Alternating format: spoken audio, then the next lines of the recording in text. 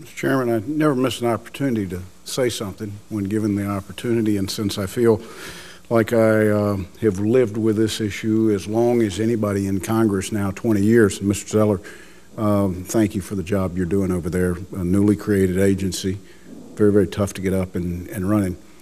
But, Mr. Chairman, I can remember when opportunities for harm reduction were the goal. And couldn't be achieved because technology didn't allow us to get there.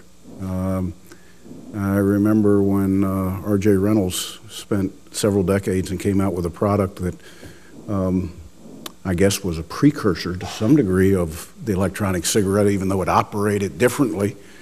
And Mr. Zeller, you might remember that. And there became a real opportunity for individuals to use a product that got what they were looking for without a combustible. And how quickly we've moved to a point where now harm reduction is no longer a goal. And technology now allows us to get there. It allows us to field products, and trust me, Mr. Chairman, we can work out these things about flavors and all of this.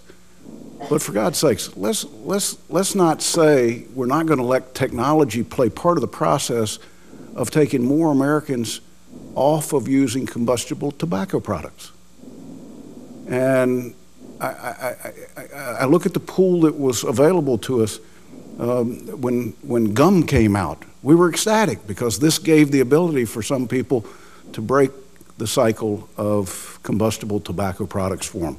Then the patch came out. Not everybody could do the gum. Not everybody can do the patch.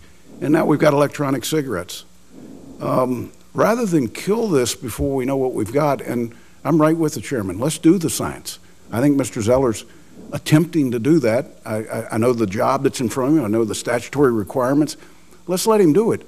But let's not condemn where the technology has gone before we've ever had an opportunity to see, in fact, what effect this can have on pulling people off of combustible tobacco products. So, you know, I hope that the committee, I hope the FDA